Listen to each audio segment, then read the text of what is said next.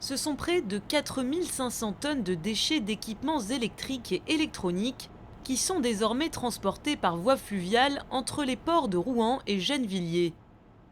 C'est la troisième expérimentation de ce genre pour Écosystème, l'éco-organisme qui organise la collecte et le recyclage des D3E. C'est des collectes qui sont effectuées dans les départements de la Seine-Maritime et de l'Eure.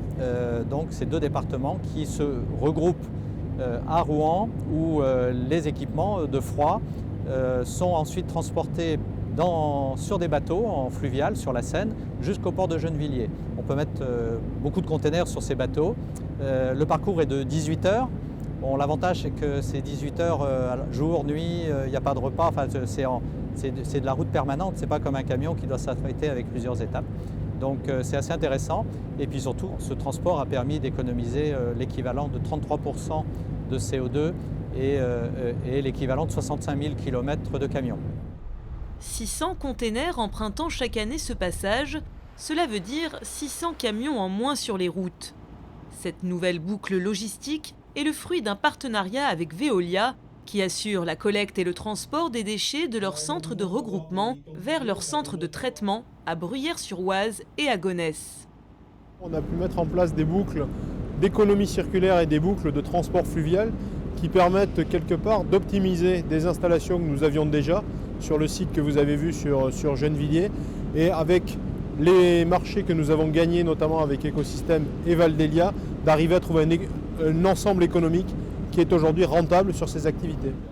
Si chacun y trouve son compte, comment se fait-il que le transport des D3E par voie fluviale n'en est qu'à ses débuts? En réalité, sa mise en place et son optimisation ne sont pas si évidentes. Les principaux obstacles, c'est le montage de l'ingénierie de ce système, c'est-à-dire c'est de trouver un transporteur qui a ses équipements en container, c'est de trouver un lieu de départ et un lieu d'arrivée et un fret de retour.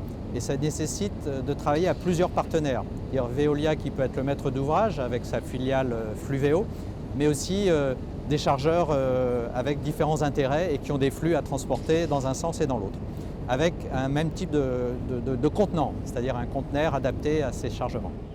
Autre condition pour rendre ce transport économiquement viable, la massification des déchets. 450 000 tonnes de D3E sont collectées chaque année, mais ce volume devrait doubler en 2019 avec un impact inévitable sur le transport et l'environnement. La création de lignes fluviales dans d'autres régions pourrait bel et bien se multiplier pour soulager le réseau routier.